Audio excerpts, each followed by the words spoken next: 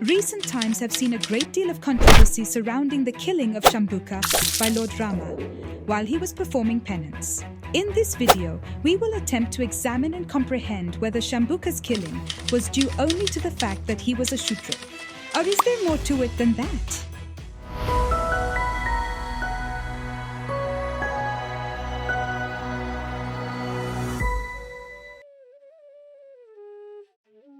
When Lord Rama is reigning as a virtuous king, a humble aged Brahmin comes to him with his dead son in his arms. The sages explain to Rama that this unfortunate death must have happened because a Shoodra must be practicing Vedic penances. Sri Rama instructed both his younger brothers Lakshmana and Bharata to look after the state's affairs in his absence and went in search of Shambuk boarded on his Pushpak Vimana. A specific oil was used to preserve the body of the Brahmin's child in order to prevent it from decaying. Sri Rama saw a man practicing intense austerities with his legs upwards and head downwards by setting up fire at the shore of a reservoir. Rama landed his spaceship and went near that man.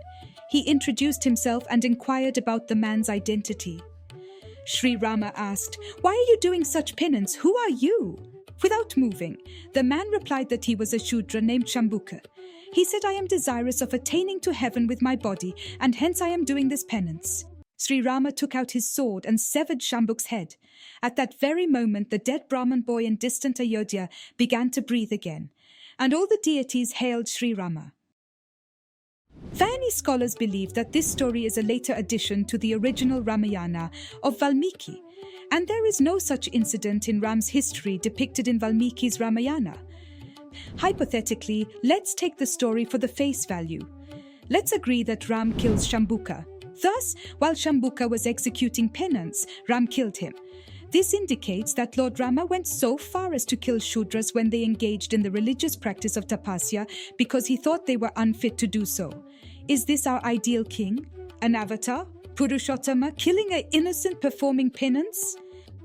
This is the way that some people misrepresent and manipulate the Shambhuka story.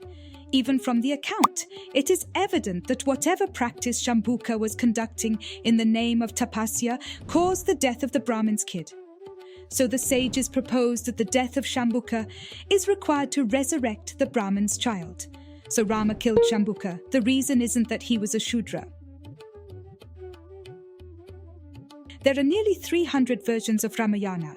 The genuine and authentic Ramayana is written by Valmiki, who incidentally is of a low caste. There is no mention of Shambhuka in Valmiki Ramayana. If Ram was a casteist, why should the low-born Valmiki hail him as the only perfect man in the earth? And also this story has clear contradictions to the Valmiki Ramayana. The story mentions Sri Ram utilizing the Pushpak Vimana to discover Shambhuka. Nevertheless, Yudhkanda plainly states that the Vimana was returned to Sri Kubera, the original owner of the Pushpaka Vimana. Valmiki Ramayana also mentions Mata Sabari, who was also Shudra from birth, but she revered as one of the most respected tapaswi.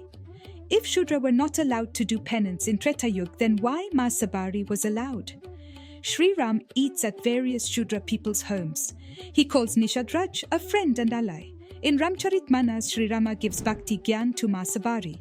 Kewat compares his profession to Sri Ram's profession. All these beautiful stories clearly shows that Ram didn't discriminate. Yajurved states that Shudra is a man who possesses the qualities of a brave, hard-working, loyal man, and one who does the hardest of the work.